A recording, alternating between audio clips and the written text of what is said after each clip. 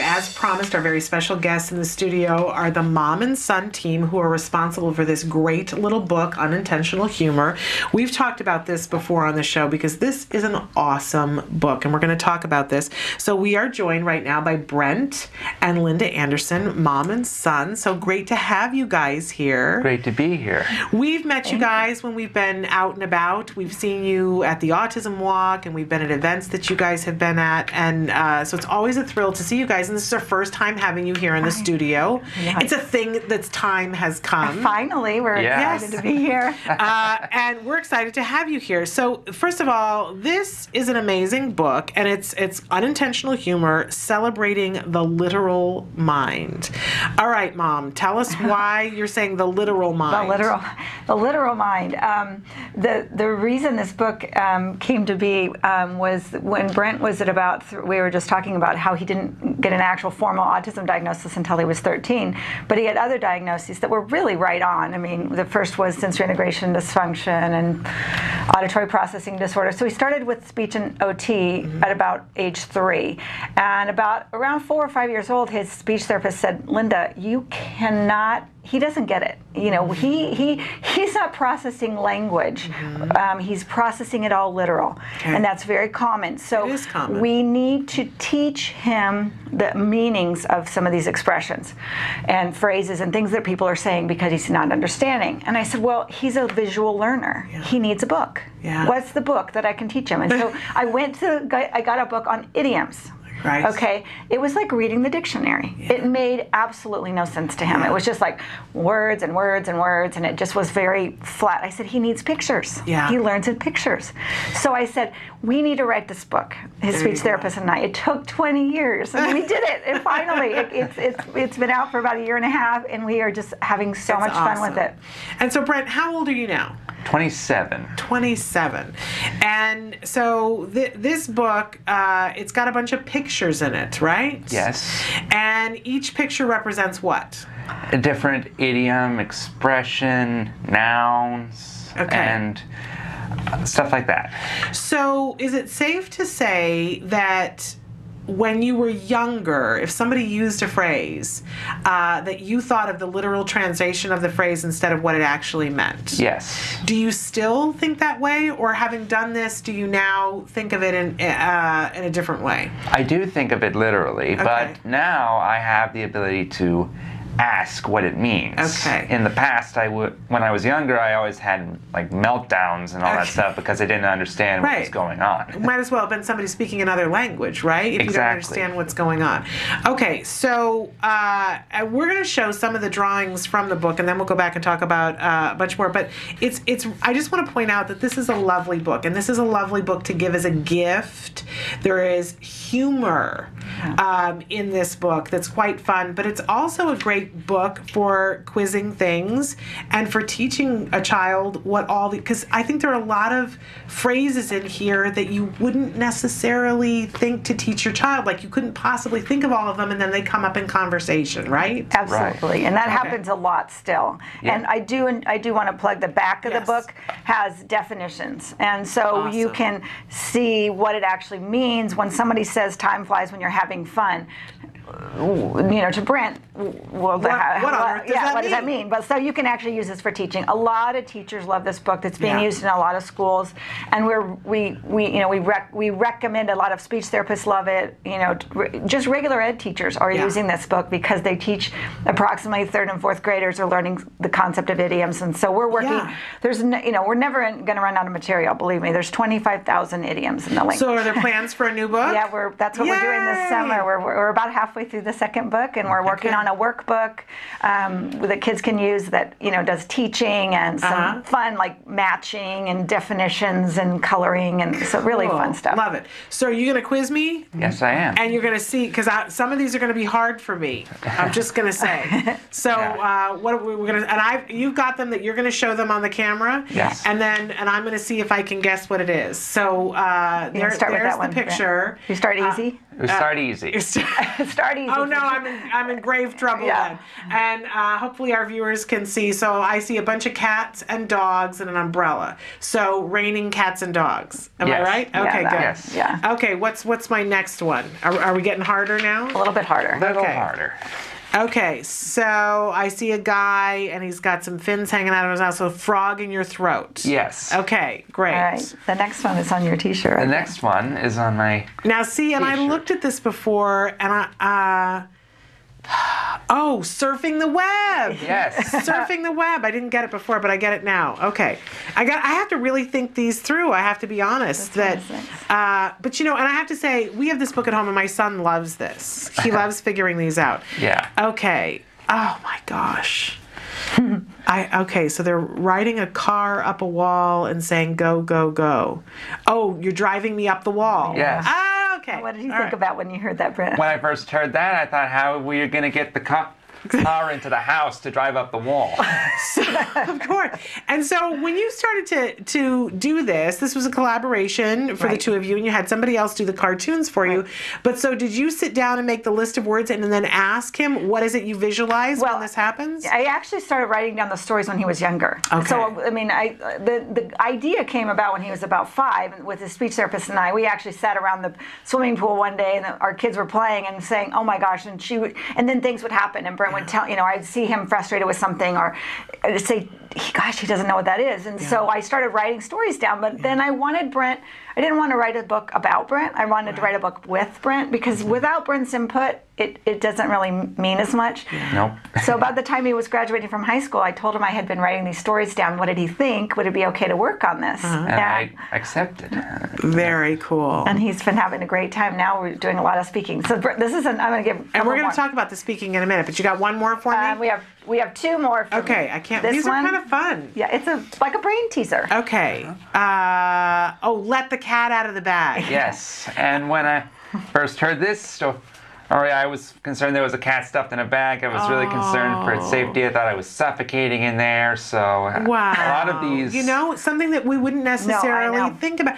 And, so often people may have an assumption that if you're on the autism spectrum that you don't have empathy and you don't have care. And yet I think the exact opposite is true, but maybe sometimes they can't express it. So imagine you were able to say to your mom, I'm worried about the cat in the bag, right? I'm worried about the safety... He didn't tell me that. Oh, no. So you're just walking around with anxiety. Huge anxiety, and his passionate and his obsessional passion is still animals. And so a lot of these expressions have to do with animals. Yeah. Wild goose chase. Baseball bat. Baseball bat. He envisioned them playing baseball with a bat, and he was worried that the bat was hurt, but he didn't have the language skills to tell me he was upset. He was just inside of himself, worried, stressed out, anxious, and really concerned. I mean, this, you wonder why sometimes they seem checked out. Well, I think they're just so lost in their trying to process their thought. And we always get people writing in and saying, my child has such a level of anxiety, but if you're not able to process things, I mean, who would think that you would be anxious about something like that? Really great to realize that, some of the words that we choose can create that. Okay, you've got... this is we're going to give you this hard one. Oh, no. Right. Okay, so punching a grocery bag. Wow.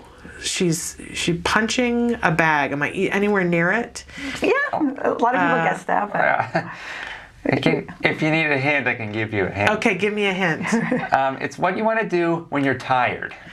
Oh, hit the hay. Or hit the sack. All right, there we go. Hit the sack. Very cool. A great one, too, right? We say that all the time. I mean, what we've learned in writing this book and talking to people and going out is how many expressions we see constantly that they don't understand. I mean, I've even had Brent, this is not even related to the book, say, I'm never going to drive a car. Oh. Because he hears me in the car complaining about all the drivers and how it's crazy, and I'm always... emoting about something that's happening while I'm driving, and he's taken all of that into himself and said, well, I'm never going to do that. Yeah, isn't it interesting? So really, we're making such an impression on them. Yeah. And I think even more so if they're less verbal. Yeah. Because they're hearing, their minds are amazing. They're so intelligent, and they hear and process it all. But they can't really put it into what category. Absolutely. And, it's really interesting. I'm just really making a connection too that I grew up in upstate New York, but my family of origin is from Midwest, and we have an expression that we use, speaking colorfully, which is not necessarily using swear words, but that you just have expressions for things that are different. I don't ever say that I'm tired. I might say, I'm dragging 3 horses behind me, right? Speaking colorfully, and yet I never. What would you think of that, right? Yeah. Right. Yeah. Or my dogs are killing me. We don't ever say. Absolutely. And I'm just realizing as an autism parent that's making my son's ability to access language that much more difficult. Absolutely. And although now he's speaking colorfully. Oh, well, see, now, so what's really evolved from all of this was supposed to be a learning tool. Oh, a way to teach somebody with a literal mind what they mean. But now it's become so much more, and it's about how important humor is in our lives. Yeah. Especially raising a child on the spectrum or any child with special needs. I've always had a good sense of humor, but I've become even more aware of how important that is in my life just to get through the day. Yeah. And I know that, as if you're a young parent, just getting the diagnosis, it's scary and frightening, but this is the most amazing human you could ever get to know, and to have raised him and see his mind is just amazing. Yeah. He brings humor in our life because he's thinking what you're thinking. You're saying, Shannon's really dragging 3 horses. What a great sense of humor to get go and to see his interpretation and my interpretation, how different they are, and it's so great to find the humor in that. And it's just an empowering way of looking at something in a different way. And what we've learned on this journey is that it's important to look at things in different ways, right? That's absolutely our message, is to increase awareness about all that. Absolutely. We should take a short break, and when we come back, we want to talk with you, Brent, because now you're on the speaker circuit and you're doing a lot of speaking. And so we want to know what that's all about and how people can book you as a speaker, and also how people can get this book. Really quickly, where can they get the book? Right now, the best way to get it is on our website, which is unintentionalhumor.com. Okay. We sell the book in 2 versions. You're holding the traditional binding, and then we also have spiral binding. Okay. They're $11.95 and $12.95. We offer them for free shipping. They're also available in some bookstores, and they are available on Amazon, but we love to give, if you order from us, they're autographed. And we also offer them at wholesale pricing. So any bookstores that want to carry them, any schools that want them, anyone that wants to get the book. Our goal is to get this. I would love this book in everybody's hand. I'd like one in every classroom around the country. Absolutely. People that don't know anything about autism get a little bit of an intro, and just to how their processing is different. Absolutely. But also how amazing they are, right? This great child that we didn't know it would do much is changing people's perspective of the world. It's so great. And it's a great gift. I have to point that out, because there's nobody that you could give this to that it would be inappropriate to. If you're giving it to friends that are completely neurotypical and their kids are neurotypical, it's awesome to look at the pictures and figure out, so it's like a quiz thing. And all kids need to be taught phrases and understand what they mean. So it's a really great, it's fun. There's a phrase in the industry about bathroom books. Yes. A great book to put on the back of your toilet. I'm sorry to be, like I speak colorfully, but it's great to have one, in your guest bathroom to put it there. I'm sure you'll get people who go, this is the coolest book. And if somebody does have a child on the spectrum, it's a great teaching tool. Absolutely. Give it to a teacher. Super, super duper gift. Awesome gift. And raises awareness. So we're going to take a break. Then we're going to come back and talk with Brent about these speaking engagements. I can't wait to hear about it. Stick with us. Welcome back to Autism Live. We are here with our very special guests, the authors and creators of Unintentional Humor, Celebrating the Literal Mind. We've got Linda Anderson, and we've got Brent Anderson, who's here with us. And we said before the break that you are starting to do speaking engagements now. So tell me about what you're speaking about. Well, we're improving awareness of our book. We're advertising our book, and also our foundation that we are starting up. The foundation is to help young adults with those who have autism discover their talents, and we support groups that help those young adults out, because most young adults don't get services really very much anymore like kids do. So so you're 27. Yes. And so you know firsthand that there isn't a lot of stuff out there for you, right? Right. But we were talking during the break that you guys have been very involved with Art of Autism, and we've, had them and featured them before on the show, a wonderful organization that does a lot of things. But is there anything else after you turned like 19 that's been really influential, that's been services for you? Well, the ARC services that are here in California have really been a great help, and I live at a program called Training for Independent Living that helps me with life skills, well, not so much shopping, but well, that's a life skill. I count that as a life skill. Some of us count it as a job and a hobby, depending on right. And cooking and money management and social skills and stuff like that. So you are not living at home anymore then? No, I'm living on my own. I have a roommate at DIL, and so. That's amazing. But that's kind of the reason I came out here. I used to live in Colorado, and by the time I turned 21, I was pretty much done. There was no services available for us in Colorado, so that's why I moved out to California to get services. So obviously, you're a really good spokesperson for how important it is to get those services after the age of 21. Yes. I can't imagine how magical it is for people to hear you speak and to hear you talk about, the kinds of things that you've been able to do. Mm-hmm. What do you think, and I'm going to really put you on the spot here. It's okay to say, I don't know, and it's okay to think about it, and we can come back to it, but what do you think was the biggest thing that has helped you to be so successful? Well, I just think it's bringing awareness of how people communicate differently, and to accept that. And for a lot of parents and teachers, I really opened their eyes to, and give some parents even compliment on how they have hope through me, because absolutely, I've been a real big role model for a lot of people with autism. Absolutely. And families who have kids with autism. Absolutely. Now, he didn't get his diagnosis till 13, right.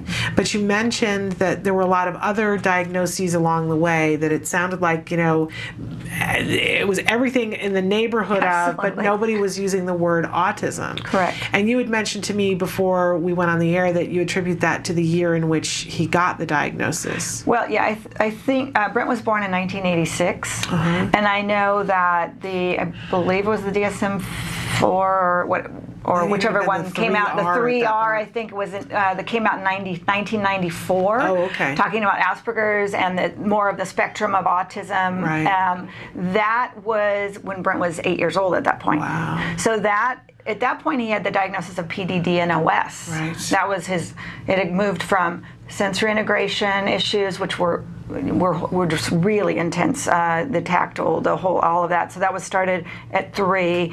Then did the ADD kind of, and then the really great diagnosis that I found. I mean, I did all this on my own. You have to know there was no magic box or person that there wasn't even internet. It wasn't no internet. When I heard the word, when someone told me something about Asperger's syndrome, there was one website. There was one that I found, and that was in 95.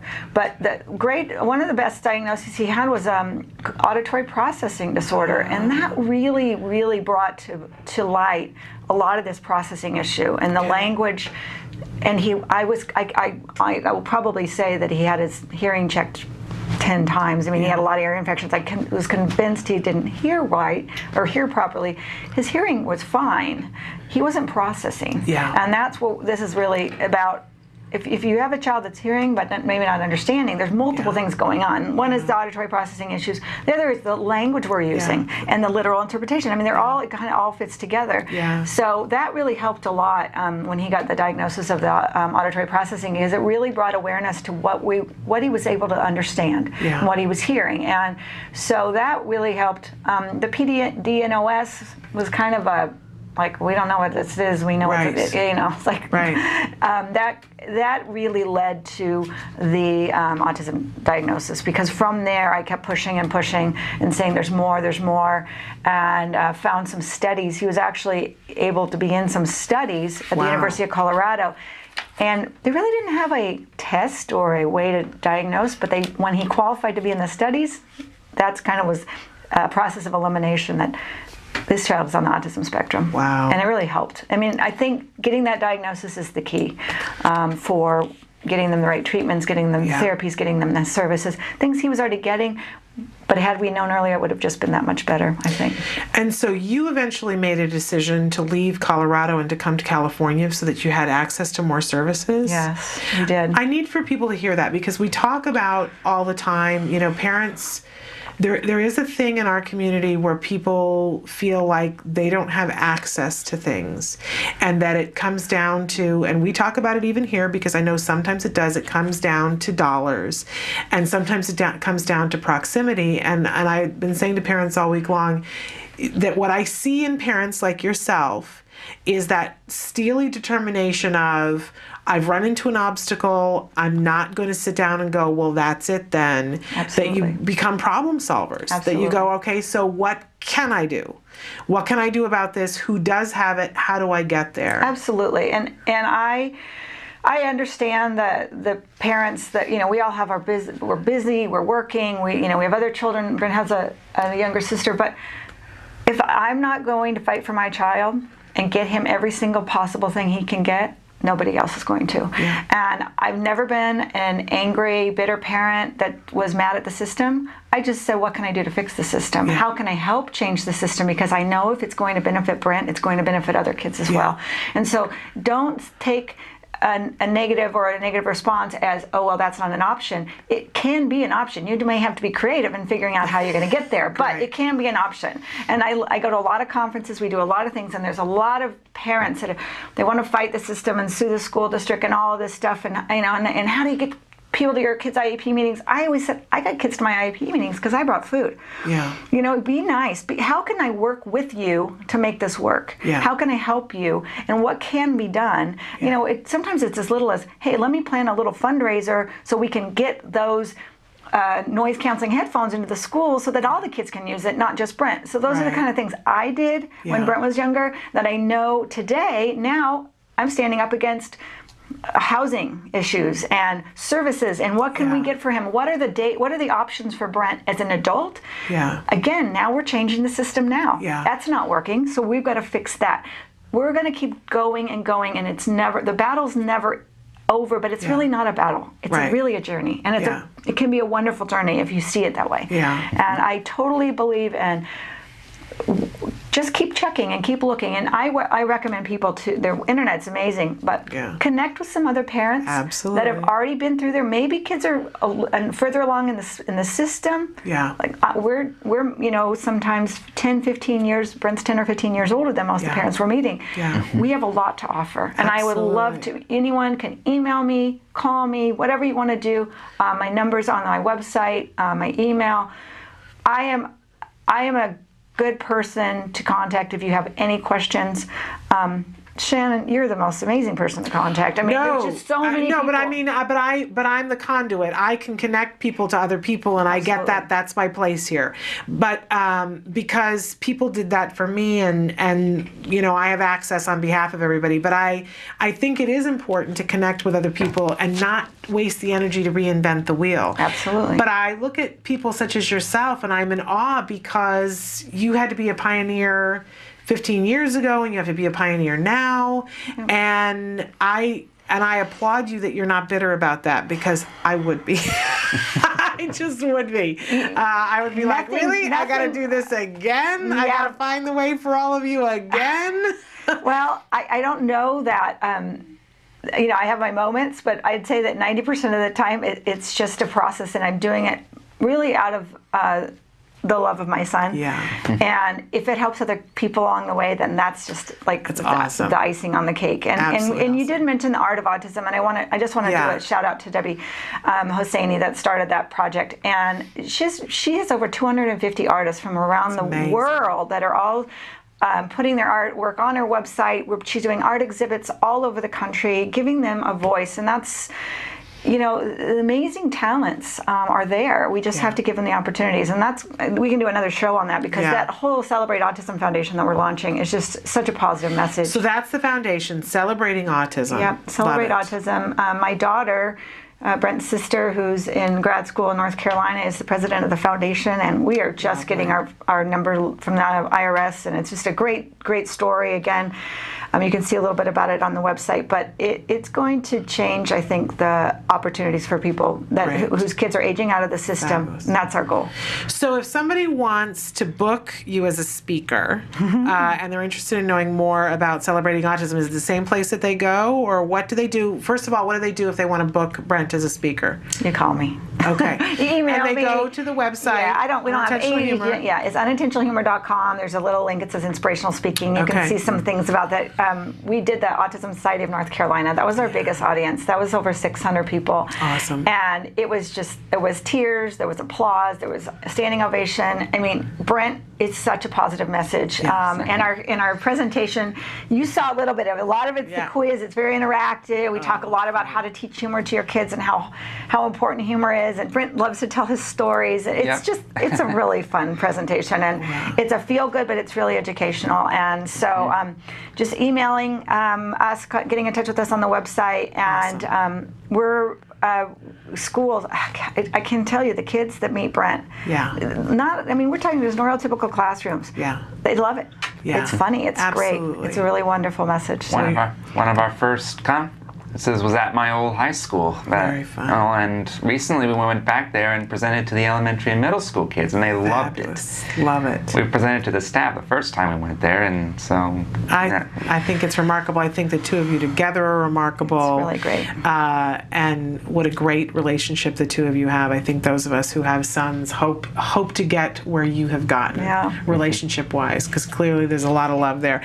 I thank you guys so much for coming in. I want to remind everybody, go to unintentionalhumor.com.